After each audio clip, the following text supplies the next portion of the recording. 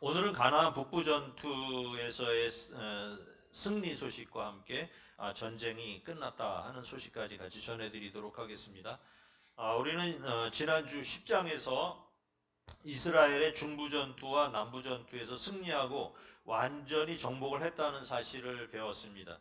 그러니까 예루살렘의 왕 아도니세덱이 헤르본, 야르뭇, 라기스, 에글론, 기브온 왕과 연합군을 형성해서 이스라엘과 대적하기로 했습니다. 6나라가 대적하기로 했었는데 기브온이 이스라엘과 화친을 하면서 전세가 이상하게 흐르고 있었습니다.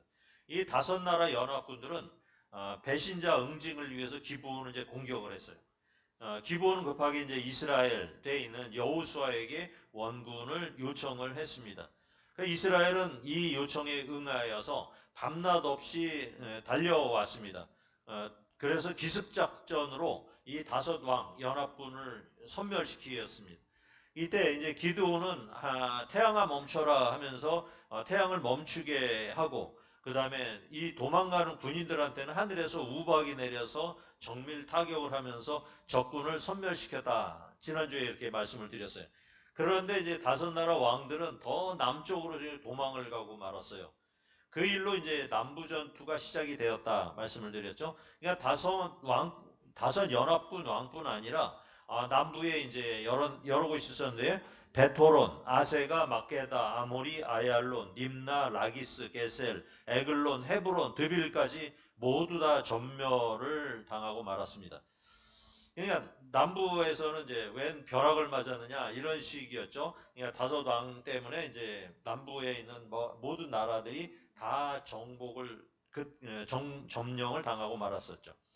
그러니까 이스라엘을 점령을 할 때에는 온 이스라엘이 하나님의 말씀대로 여리고성을 돌아서 승리를 했었습니다.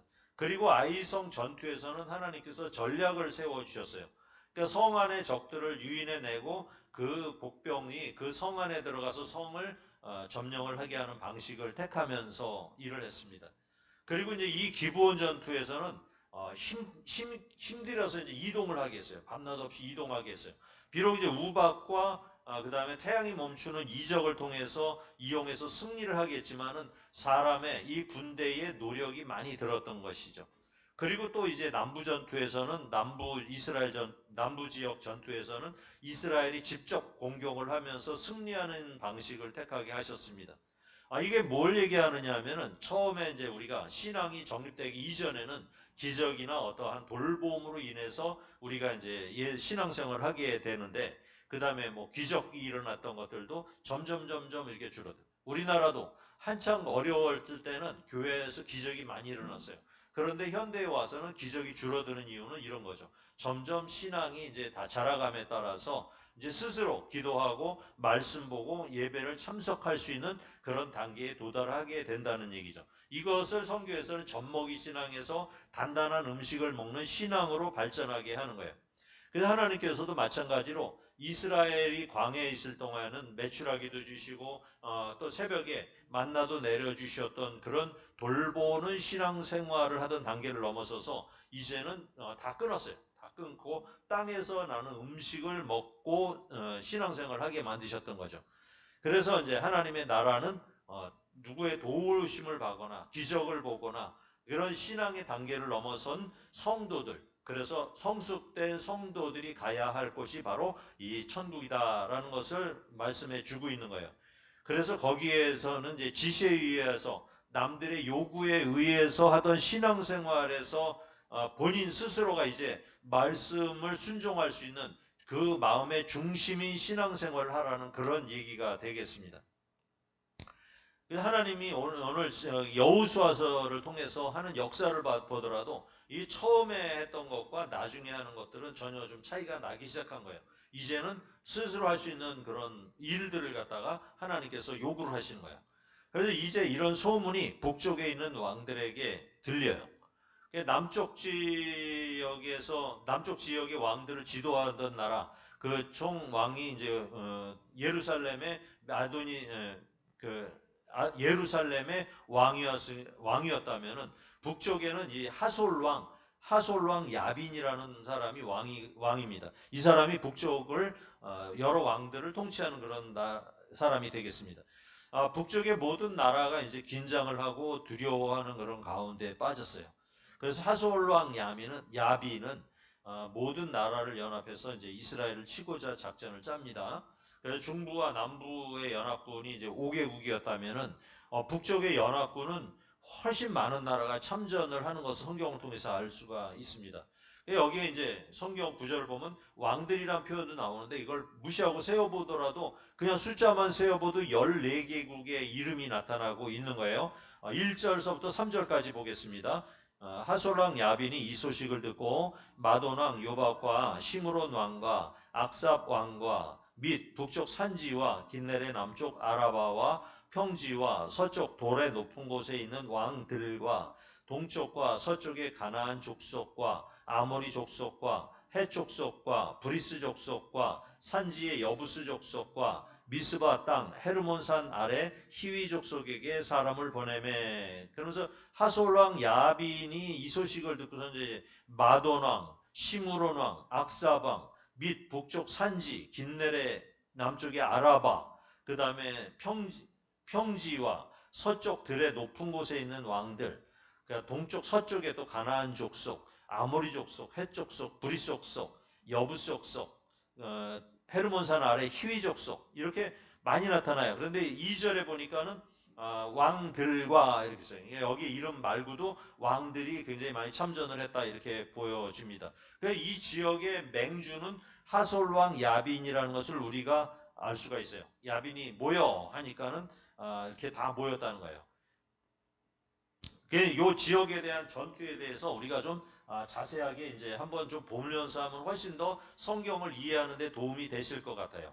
그래서 이제 다음 그림을 보시면요. 가나안 땅에는 7족속이 이렇게 살고 있었습니다. 그래서 이제 밑에서부터 보면은 글씨가 잘 안 보이는군요, 이게. 그러네요. 좀 흐리네요. 여기서는 흐리네. 헷족속, 그 다음에 아모리, 여부스, 브리스, 히위, 가나안, 기르가스, 그 다음에 아모리 족속 이렇게 밑에서 위로 올라가면서 이런 여러 나라들이 있었습니다. 이게 이제 요단강을 중심으로 서쪽에 포진한 나라들이라고 보시면 되겠습니다. 그 다음에 다음 그림을 보시면요. 여기서 이제 북쪽 지방을 좀 다시 표현을 했는데요. 사해, 그 다음에 갈릴리, 그 다음에 여기 조그만 호수가 하나 또 있어요. 그 갈릴리 호수고요. 메론 물가라는 것이 요 위에 호수가 조그만 호수가 있는데 요 근처에 있는 요 땅을 이제 메론 물가 평지다 이렇게 보면 되겠습니다. 그래서 여기에 하솔이라는 나라가 자리를 잡았고요. 여기를 경계로 하면은 이쪽은 산지예요. 그러니까 여기만 해발 마이너스 한 200m 되는 평지가 구성이 되어 있는 그런 지역이 되겠습니다. 이걸 입체도로 다시 한번 보면요. 다음 그림을 보시면 이렇게 돼요. 모양이. 네. 그래서 여기를 이제 음영이 되어 있는 이쪽은 산지가 되겠습니다. 그래서 갈릴리 바다가 있죠. 갈릴리 바다가 있고 그 다음에 이제 여기가 메론 물가. 그 다음에 이 지역이 하솔이 살고 있었습니다. 그러니까 여기를 경계로 해서 요 위로는 이렇게 언덕으로 해서 산으로 올라가는 길이에요. 그냥 평지는 요 요단강을 중심으로 해서 요쪽들만 평지로 돼 있다고 이해를 하시면 돼요. 그 다음에 이제 우리가 이제 계속 성경을 읽을 때 우리가 이제 알아야 되는 게 좋죠. 요쪽이 하솔이고요. 그 다음에 요쪽에 이제 미스바. 여기가 산길 따라가면 요 미스바 골짜기가 나오고요.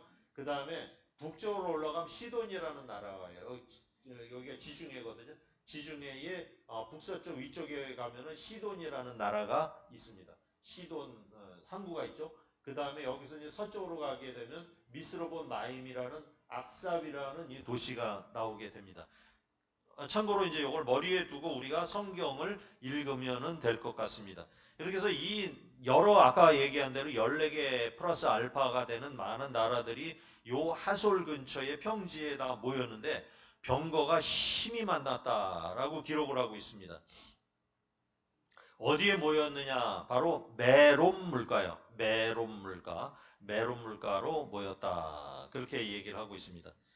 메론 물가는 지금 이름이 이제 마룬이다 이렇게 하는 곳이라고도 하고요.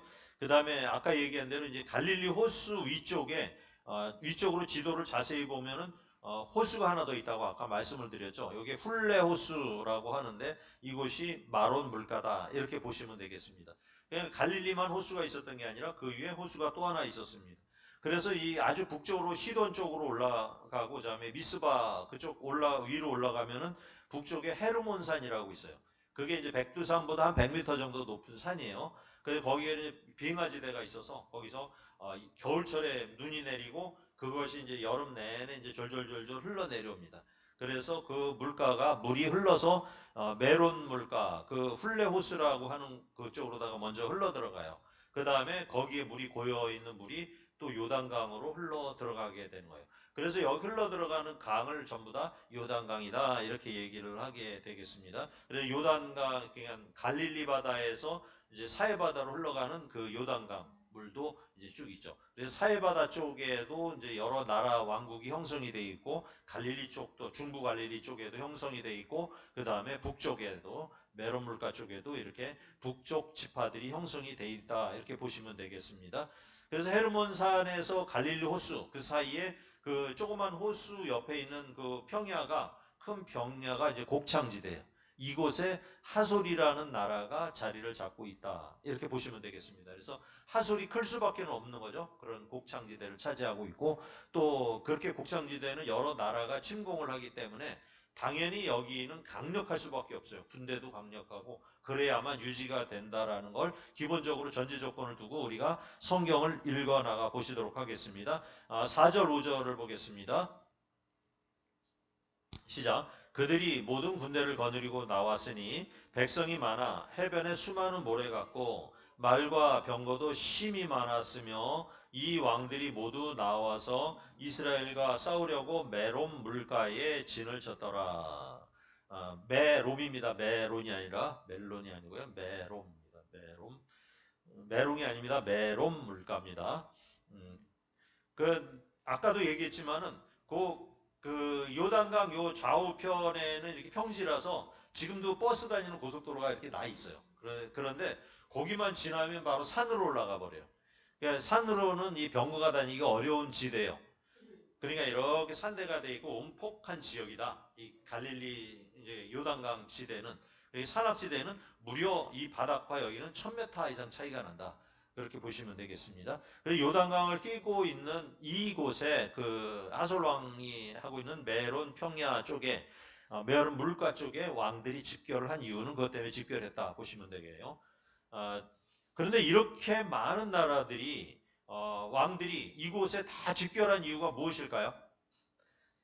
그들이 이제 하나님을 두려워하기도 했고요. 이스라엘이 이 연전연승하는 것을 두려워하기도 했기 때문이지만 더 근본적인 이유는 뭐냐? 성경을 통해서 보면 하나님께서 이스라엘로 하여금 쉽게 승리할 수 있도록 하시기 위한 섭니다. 이렇게 보시면 되겠어요. 지난주도 왜 5개 왕들이 뭉쳤느냐? 이 5개 왕을 치면은 일부러 성 안 돌아다녀도 되는 거다. 지난주에도 말씀을 한번 드렸죠. 중부전투에서도 그렇게 승리를 쉽게 할 수 있었던 것은 그 세다는 나라 왕들이 다 모여있기 때문에 한꺼번에 탁 쳐버린 거예요. 그렇지 않았다면은 각 성마다 일일이 다니면서 공격을 해야 되잖아요. 그래서 이렇게 모으는 것도 하나님의 은혜고 하나님의 섭니다. 그래서 우리는 이제 이걸 성경을 통해서 우리도 한번 생각을 해보시죠. 우리에게도 이제 엎치고 덮치는 많은 문제가 있을 거예요. 이것을 우리가 설상가상이다 이렇게 엎친 데 덮친 격으로 문제라는 게 꼭 엎치고 덮쳐요. 사고가 나면 무슨 제 돈 문제 뭐 건강 문제 막 몰아닥치게 되는 거예요. 그 한두 가지가 아니죠. 그럴 때마다 우리들더러 두려워하지 말라 하나님께서 말씀하시는 거예요. 그냥 하나님께서는 엎치고 덮친 이 많은 문제를 일시에 해결해 주시려고 이 적들을 모아 주시는 거예요. 우리들 속에서도 이 많은 적들, 우리가 건강도 적이죠. 물질도 적이지. 그 다음에 가족 문제도 적이고 또 이웃 간의 문제도 적이에요. 그런데 이게 엎치고 덮쳤으면 이것을 일일이 해결해 주시면 우리가 일이 많은데 하나님께서 이것을 일시에 싹 해결해 주시기 위해서 그렇게 문제들을 모았다. 이렇게 보시면은 혹시 또 이제 우리들의 영안이 열리기 때문에 이것을 보시게 될 수도 있으실 것입니다. 그리고 얼마나 많이 모였는지 백성이 해변에 수많은 모래와 같다 이렇게 얘기해요. 사람들이 엄청 많이 모인 거예요. 그 다음에 말과 병거도 심히 많았다 이렇게 기록을 하고 있습니다. 근데 이스라엘은 어떻죠? 말과 병거가 없는 나라죠. 그 말과 병거 없이 그냥 뛰어가면서 막 싸우는 나라예요. 그런데 이것을 보고 이스라엘이 당연히 이 소문을 듣고 두려워할 만했겠죠. 어쨌든 병거와 싸운다는 것은 쉽지 않은 일이죠. 기병과 싸우는 것은 쉽지 않은 일이죠. 이스라엘은 숫자로 따지면 이제 그 북쪽의 연합군들의 일개 부족의 규모 정도 되겠죠. 한 나라밖에 안 되니까 이런 부족들이 연합한 대규모 군대가 저 북쪽에서 이스라엘을 치려고 한다 하는 그런 소문으로 인해서 이스라엘은 당연히 두려워하는 마음이 있었을 겁니다. 그래서 하나님께서 다시 말씀을 주셔요. 6절입니다. 같이 봅시다. 시작. 여호와께서 여호수아에게 이르시되 그들로 말미암아 두려워하지 말라. 내일 이맘때에 내가 그들을 이스라엘 앞에 넘겨주어 몰살시키리니 너는 그들의 말 뒷발에 힘줄을 끊고 그들의 병거를 불사르라 하시니라. 하나님께서는 이 숫자의 많고 적음을 보지 말라고 하시는 거예요. 내일 이맘때에 몰살시켜 주겠다 하시는 거예요. 그것도 이제 이스라엘 니네들이 공격해서 이기게 하는 게 아니라 하나님께서 적군을 너희에게 넘겨주신다라고 하시는 것입니다. 그리고는 이제 만약에 전쟁에서 승리를 하게 되면은 말의 뒷발의 힘줄을 다 끊어라 이렇게 얘기를 해요. 그 다음에 병거를 다 불로 살라버려라 이렇게 얘기를 하셨습니다. 그러니까 이거 왜 하나님께서 이렇게 말씀을 하셨을까요? 이게 병거라든지 말을 좀 이스라엘이 좀 보유를 하면은 정복 전쟁에 훨씬 더 유리할 텐데 하나님께서 그것을 다 그렇게 처리하라고 하셨습니다. 그러니까 전쟁의 승패를 더 쉽게 끌고 갈 수도 있는데 하나님께서는 그렇게 말씀을 하셨던 거예요. 그냥 우리가 노량 부르고 또 어차피 얻어가지고 이렇게 하면 되는데 하나님께서 왜 이런 명령을 하셨을까? 그냥 뭐 전차 한 대만 막 지나가면은 병사 수백 명은 그냥 간단하게 죽일 수도 있고 그러면 훨씬 힘 안 들이고 이길 수도 있는데 하는 생각이 들어요. 그러니까 하나님의 뜻은 그런 것에 의지하지 말라는 거예요. 내가 너희들에게 넘겨주기로 했다면 제 아무리 무시무시한 무기를 갖고 있어도 이기게 해주신다는 거예요. 하나님께서. 그러니까 하나님의 군대는 이것을 믿으라는 얘기입니다. 그냥 군대의 인원, 무기의 종류, 전쟁에 따라서 전쟁의 승패가 결정이 되는 게 아니라는 것을 알라는 얘기예요. 오로지 하나님의 군대는 하나님만 믿고 의지해야 승리가 보장된다 하는 것을 알려주시는 것입니다. 평지에서는 말과 병거가 유리하지만 산악지대에서는 가보면은 노새가 훨씬 유리해요. 나귀가 훨씬 유리해요.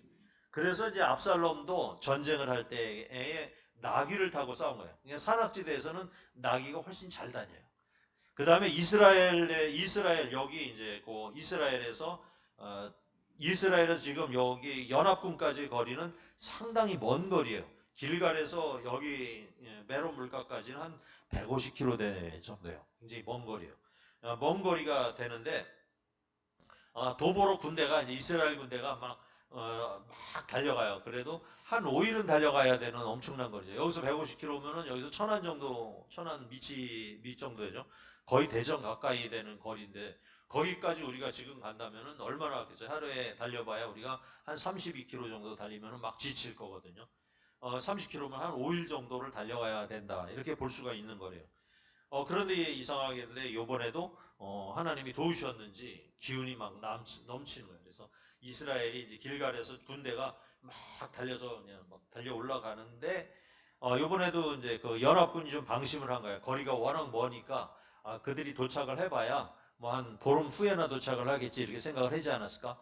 그렇게 이제 생각을 하고 있는데 갑자기 기습작전이 펼쳐진 겁니다. 일찍 도착을 해서 기습작전을 펼치면서 승리를 하고 말이에요. 상대의 허를 찔러요. 먼저 기브온을 공격할 때도 역시 마찬가지였죠. 그때도 이제 약간 방심하는 사이에 이스라엘이 쳐들어가서 기브온에 주둔하고 있는 그 중부 연합군들을 물리친 적이 있는데 요번에도 기습작전으로 북부의 연합군들을 다 치게 돼요. 그래서 승리를 하게 됩니다. 허를 찔렀어. 그리고 대승을 거두게 돼요. 그 이유가 뭐냐? 여호와께서 이 적군을 이스라엘에게 넘겨주셨기 때문이다라고 성경은 계속 기록을 하고 있는 겁니다. 7절 8절 보겠습니다. 7절 8절 시작. 이에 여호수아가 모든 군사와 함께 메론 물가에 가서 갑자기 습격할 때에 여호와께서 그들을 이스라엘 손에 넘겨주셨기 때문에 그들을 격파하고 큰 시돈과 및 미스르봇 마임까지 추격하고 동쪽으로는 미스바 골짜기까지 추격하여 한 사람도 남기지 아니하고 쳐 죽이고, 갑자기 습격한 것이고, 습격했다 하더라도 이스라엘 병사들이 지쳤을 텐데, 뭐 지난주에도 말씀을 드렸지만 승리하게 하시는 힘을 주신 거예요. 하나님께서 힘을 주시네, 기운을 주시네. 그러면서 막 힘든 팔이지만 뭐 휘둘리면은 막 적군이 쓰러지게 만든. 여호수아께서 그들을 이스라엘 손에 넘겨주셨기 때문에, 하나님께서 우리에게 주시는 은혜도 이런 은혜를 구하시길 바래요. 하나님께서 우리에게 넘겨주셨기 때문에 라는 그런 은혜가 있기를 바랍니다. 그래서 그들을 격파하는데 어느 쪽으로 도망가느냐? 이제 나머지들이 이제 북쪽 연합군이 세 갈래로 도망을 가요. 큰 시돈과, 그래서 큰 시돈이라는 글씨가 있죠. 큰 시돈으로 도망을 가고요. 북쪽으로는 미스로봇 마임까지 여기까지 이제 서쪽으로 이제 도망을 가요. 그리고 동쪽으로는 미스바 골짜기까지, 이게 군대가 세 군대는 세 갈래로 나눠서 도망을 가요. 그런데 이 세 갈래로 갈라지는 군대를 이스라엘 군대가 추격해서 한 사람도 남기지 않고 다 쳐주겠다 하게 돼요. 그래서 지도를 한번 잠깐 보시면은 이렇게 전체 지도는 왼쪽에 있는 그림이고요. 오른쪽은 거기서 이제 확대를 해놓은 것입니다. 확대를 해놨습니다. 그래서 보면은 이제 그 메론 물가에 전쟁을 해서 북쪽으로 도망가고는 시돈 쪽으로 도망을 갔고, 그 다음에 서쪽으로는 미스로봇 마임 여기까지 이제 도망을 갔고요. 그 다음에 이제 동쪽으로는 미스바 골짜기까지 도망을 했습니다. 우리가 이제 시돈 하면은 이제 뭐 누가 생각나죠? 북쪽의 시돈. 시돈은 이제 북서쪽에 위치한 항구 도시인데, 시돈 하면 생각나는 여인이 있죠. 시돈 여인 누구죠? 이세벨이 생각이 나죠.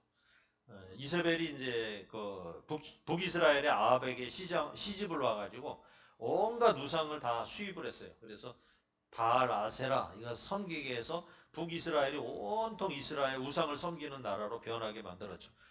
그 다음에 서쪽은 미스로봇, 거기 이제 지중해 근처로 도망을 갔고요. 그 다음에 동쪽은 미스바 골짜기로 도망을 왔습니다. 미스바 하면 생각나는 게 있죠.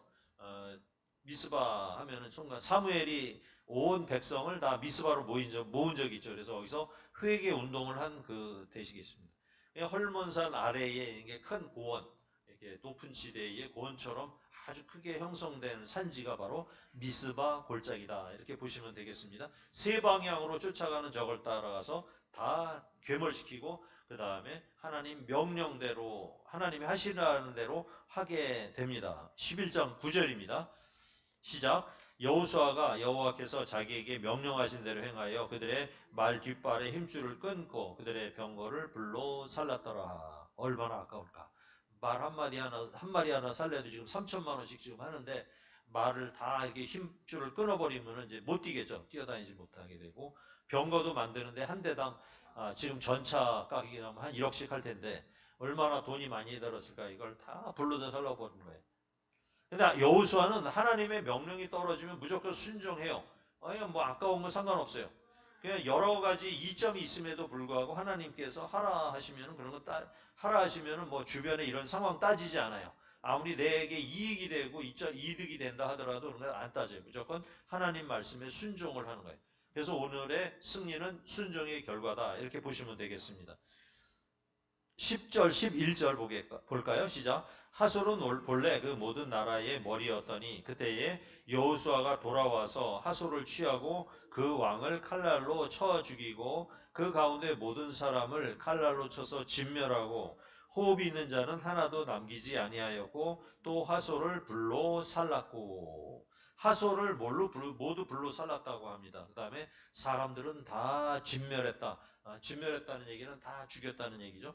하나님의 군대를 대적하는 원수 마귀는 다 진멸이 될 것입니다. 하나님 우리의 원수 사탄 마귀는 그리고 귀신들은 결국은 마지막 순간에는 다 진멸되고 우리는 승리하게 될 것을 믿으시기 바랍니다. 12절에서 14절까지 보겠습니다. 시작. 여호수아가 그 왕들의 모든 성읍과 그 모든 왕을 붙잡아 칼날로 쳐서 진멸하여 바쳤으니 여호와의 종 모세가 명령한 것과 같이 하였으되 여호수아가 하솔만 불살랐고 산 위에 세운 성읍들은 이스라엘이 불사르지 아니하였으며 이 성읍들의 모든 재물과 가축은 이스라엘 자손들이 탈취하고 모든 사람은 칼날로 쳐서 멸하여 호흡 있는 자는 하나도 남기지 아니하였으니 하솔의 모든 것을 다 불살랐고 진멸을 했다고 해요.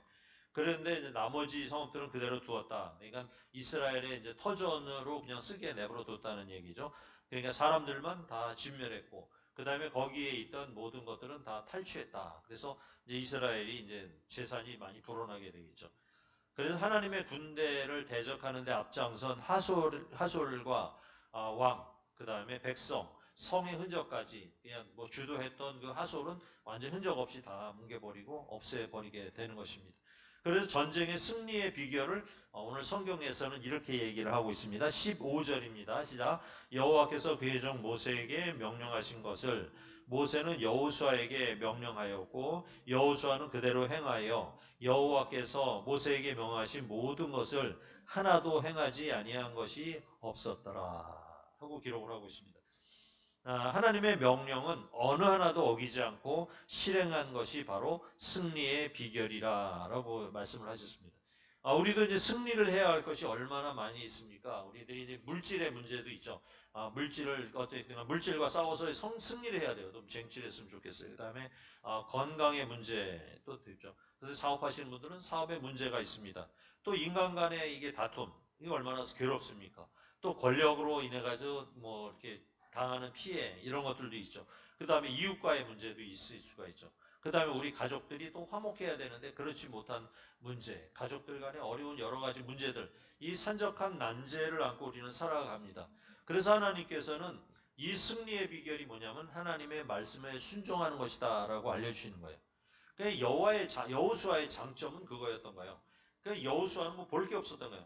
그냥 하나님이 명령하시는 대로 그대로 다 지켜서 행하는데 이 승리의 비결이 있다. 오늘 성경은 또 그렇게 말씀을 하고 계시는 거예요.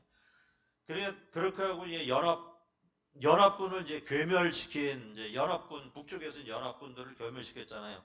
그 다음에 이제 이스라엘의 남북 모든 중요한 나라들을 이제 다 점령을 했어요. 남쪽의 나라들도 주요 성읍들은 다 점령을 하고 북쪽에도 크다는 나라들은 다 전멸을 시키고 말았습니다. 그런데 이제 곳곳에 남아 있는 나라들이 있었던 거예요. 이게 이렇게 성을 짓고 그 안에 숨어 있던 그런 사람들, 그런 성읍들이 전쟁에는 참여하지 않은 성읍들이 거기서 재기의 날을 기다리고 있는 나라들이 많았다는 얘기예요.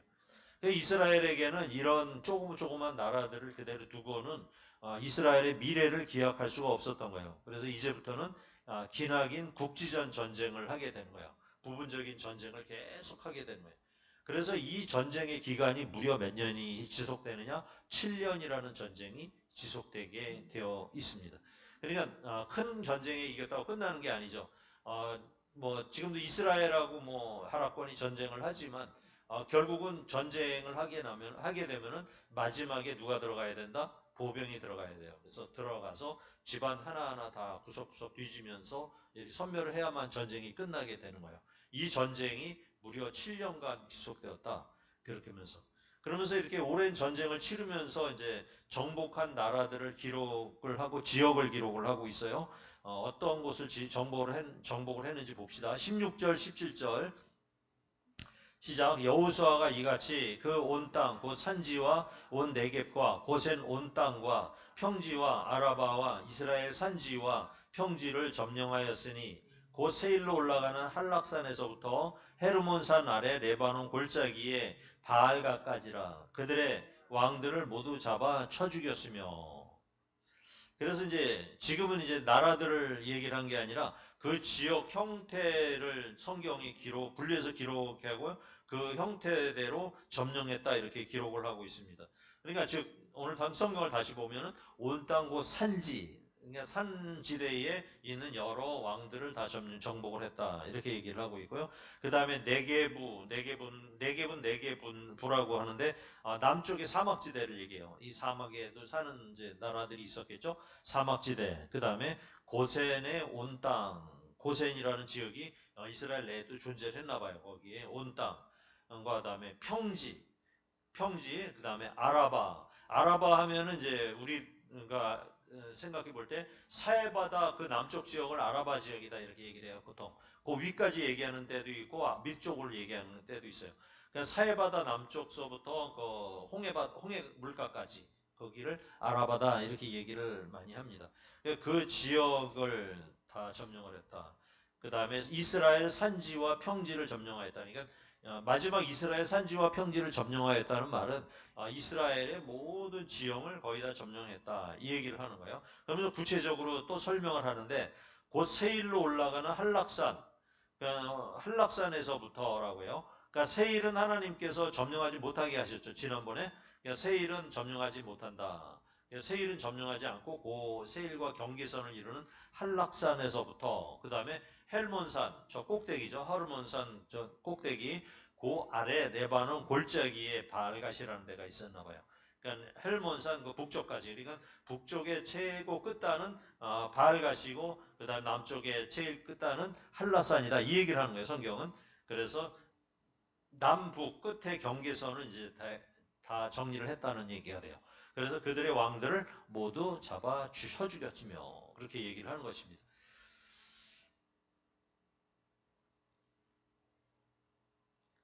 18절입니다. 시작 18절 시작. 여호수아가 그 모든 왕들과 싸운 지가 오랫동안이라. 그러니까 이 넓은 지역에 이제 이스라엘 군대가 동원돼서 계속 이제 한 성 한 성을 다 점령해 나가는데 굉장히 오랫동안 싸운 거예요. 성경은 오랫동안 싸웠다. 성경은 되게 짧은데 성경의 장수로 보면은 전쟁이 이제 10장, 11장, 그 다음에 다음 주에 12장 이 짧은 전쟁이사가 기록이 되고 있는데 실제로는 굉장히 오랜 전쟁을 한 것이죠. 7년 전쟁을 얘기해요. 그 다음에 중부, 남부, 북부 전투의 중요한 부위는 하나님의 개입으로 승리를 했다. 그 다음에 남아있는 종족들과 전투는 이제 이스라엘이 수행을 해야 한다는 얘기죠. 그냥 비록 하나님께서는 그 모든 전투에 하나님이 함께 하셔요. 그런데 우리한테도 해야 할 일이 있다는 거예요. 이스라엘한테도. 하나님이 도우시지만 우리가 해야 할 일을 해야 된다는 거예요.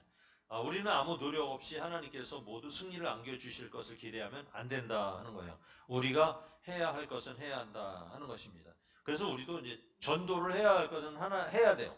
하나님께서 물론 우리 교회를 부흥시켜 주시고 많은 사람을 인도해 주시겠지만 우리가 해야 할 건 해야 된다. 그래서 한 사람 한 사람이 전도하지 않으면 안 되는 거예요. 전도를 해야지만이 하나님께서 도움을 주시고요. 그 노력으로 인해서 하나님께서 주변에 모든 어려운 것들 다 뭉쳐져 있는 많은 문제들도 다 하나님께서 해결해 주실 것을 믿으시기 바랍니다.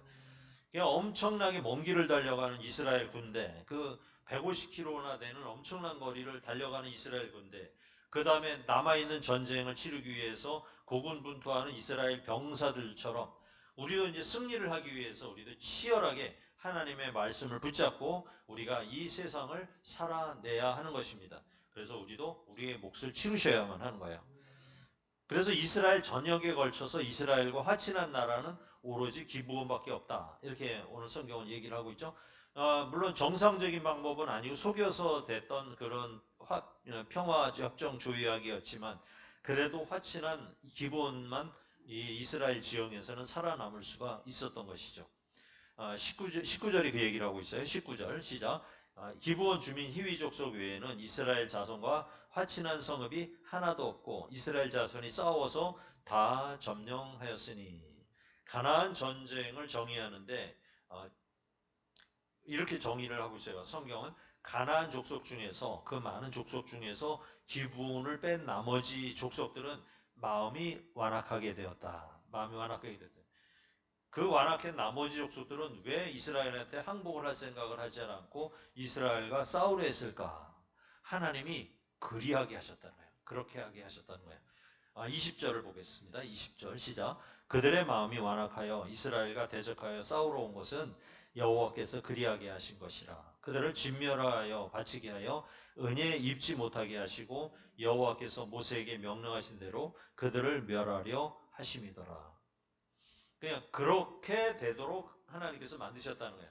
그 사람이 악해진 이유는 그렇게 되도록 만드신 거예요. 멸하시기 위해서. 그러니까 죽을 작정을 했다 이렇게 얘기하죠. 죽을 짓을 했다. 죽기로 아예 작정을 했구만. 막 달려드는 거야. 그러면은 우리도 그런 얘기 많이 쓰죠. 너 죽기로 맞기로 작정했냐? 너 한 대 맞기로 작정했냐? 왜 악을 바락바락 쓰고 달려드느냐? 그런 얘기 많이 하죠. 하나님께서 이제 그렇게 만드신 상대방을 그렇게 만드신 것은 하나님께서 치기 위함이다라고 성경은 얘기를 하는 거예요. 멸하게 하십니다. 우리도 이제 하나님의 말씀을 보면서도 항상 조심을 하셔야 돼요.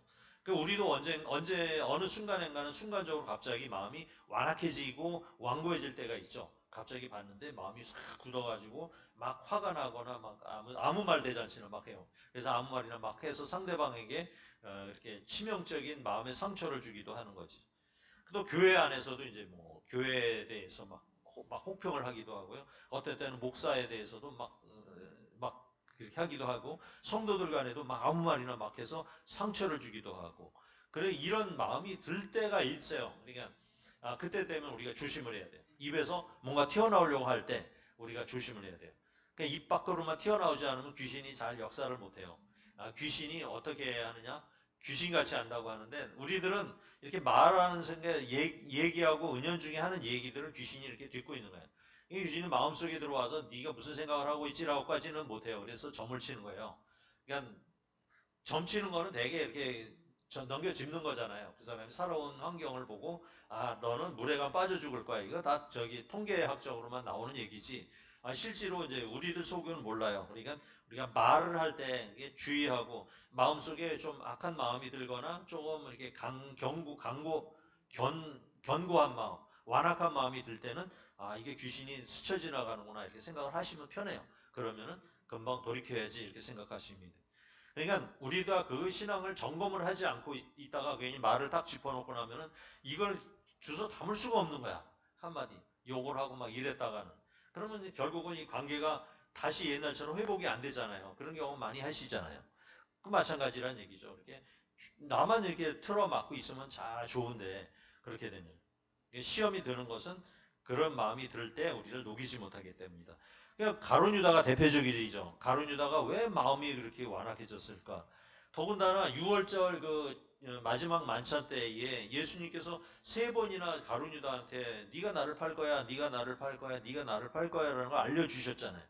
그런데도 배반을 하고 말았잖아요. 그냥 회개하지 못할 정도로 마음이 완고해졌다는 그것 때문이에요. 그래서 이런 마음을 계속 먹는 사람이 결국은 이유가 어떻게 되는 거냐? 죽을 수밖에 없는 거예요. 그런 사람이 죽어요.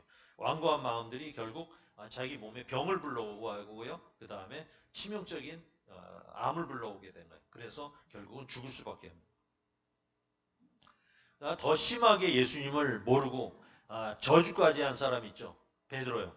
베드로는 어땠죠? 그런데 베드로는 그 마음이 그때는 이제 단단히 굳었을 거 아니에요. 여종이 너 예수와 한 패거리지 하고 했을 때 마음이 갑자기 확 굳어가지고 나 예수 모른다 예수를 저주하고 막 이랬잖아요. 가룟 유다보다 사실은 더 심하게 예수님을 저주했던 사람인데 그런데 이 베드로의 마음에는 예수님의 생각이 있었던 거죠. 똑같은 거예요. 예수님을 팔았던 가룟 유다나 베드로나 똑같은 그런 상황이었던 베드로가 더 입으로 많이 저주를 저질렀잖아. 그런데도 불구하고 베드로는 닭이 꼬꼬닥하고 오니까는 회개를 하고 말잖아요. 이게 중요한 거예요. 우리들 마음속에. 얼마만 빨리 돌아오느냐. 그리고 회개를 했지만은 하나님 죄송합니다. 주님 죄송합니다 했지만은 베드로는 이 얼마나 마음에 찔려요. 예수님에 대해서 저주까지 했으니 자기 스승을 판 제자보다도 더 악한 놈이 돼버렸으니 그래서 이제 고향으로 내려가서 물고기나 잡으러 간다고 가서 물고기 잡고 있었죠. 그런데 예수님께서는 그 제자를 사람만 있으니까 살아 있으니까 또 제자를 찾아와서 그 제자를 부르시고 크게 사용하시지 않았습니까? 그러니까 이스라엘이 처음 가데스 바네에 도착해서 12정탐꾼을 가나안에 보냈을 때 정탐꾼들이 가장 두려워했던 존재가 바로 안악자손들이었죠. 키도 크고 덩치도 커서 보기에도 두려움의 대상이었어요. 그래서 정탐꾼들이 얘기하기를 그 안악자손 그 사람들이 보기에 우리는 마치 메뚜기 같다 이렇게 얘기를 한 거예요. 그러니까 두려움의 대상이었던 거예요. 이 두려움으로 인해 가지고 이제 여기 진영으로 돌아와서 배반을 했잖아요. 하나님을 배반하고 반란을 일으키고 막 이랬어요. 그 결국 그 안악자손이라는 그 거대한 두려움을 보고 나서 광야로 들어가서 38년이라는 시간을 보내고 말았던 것이죠. 이런 일의 원인이 결국은 안악자손이었던 거예요. 하나님께서는 근데 이것도 기억하고 계시네. 안악자손이 이스라엘로 하여금 두려움을 주게 했다라는 사실을 기억을 하게 하는 거예요. 그 다음에 이스라엘 백성들을 거부하게 했던 그 족속들을 하나님께서 직접 벌하시는 거예요. 그래서 하나님께서 안악자손을 간단하게 이기게 하시는 장면을 통해서 이 안악자손 너희들이 두려워했던 이 두려운 것들은 두려움의 대상이 아니야. 하나님이 함께 하시면 그들은 너희의 상대가 안 된다는 것을 알려주신 거예요. 그래서 안악자손을 쳐서 멸망시킨 거예요. 만약에 38년 전에도 너희들이 이 안악자손을 두려워하지 않았다면 안악자손들은 지금 이곳에 없었을 것이라는 거예요. 여러분들은 무엇이 가장 두려우십니까? 무엇이 가장 두려우세요? 지금 현재도. 나이가 드시면은 미래의 불확실성이 가장 두렵다고 얘기를 해요. 나이가 한 살, 두 살 더 먹어감에 따라서 재정이 부족하고, 그 다음에 내가 먹고 거주할 곳이 없거나, 그 다음에 몸이 약해져서 병이 들면은 자식들이나 주변 사람들한테 버림을 당할지 모른다는 그 두려움이 가장 두렵게 한다고 얘기들 하더라고요. 그 우리 젊은 친구들은 무엇이 가장 두렵고 했느냐면은 일자리가 나질 않는 거야. 일자리가 나지 않아서 알바를 하면서 지내는 거야. 이것이 두려움이야. 그냥 좀 미래에 대한 장래성을 확실하게 알 수가 없는 거예요. 근데 나라에서 발표하는 통계를 보게 되면은 실업률이 줄어들었다 막 이렇게 나오는 거야. 그런데 그 이유가 뭐냐면은 알바로 이제 이렇게 한 번을 보내는 그 알바를 취업했다라고 취급받기 때문에 통계가 높게 나온다는 거야. 그래서 비정규직이 너무 많아지는 나라가 돼버린 거죠. 주변에 많은 사람들이 아마 각자 두려워하는 것이 있을 겁니다. 이런 고민들을 할 거예요. 그 외에도 이제 많은 사람들이 두려워하는 일들이 있을 거예요. 정신적인 문제를 가질 수도 있고요. 육체적으로 또 감당이 안 되는 그런 병 문제, 뭐 이런 여러 가지 문제가 있을 겁니다. 그래서 그럴 때 오늘 말씀을 통해서 우리 성도님들이 위로를 받으시기를 바래요. 21절, 22절 볼까요? 시작.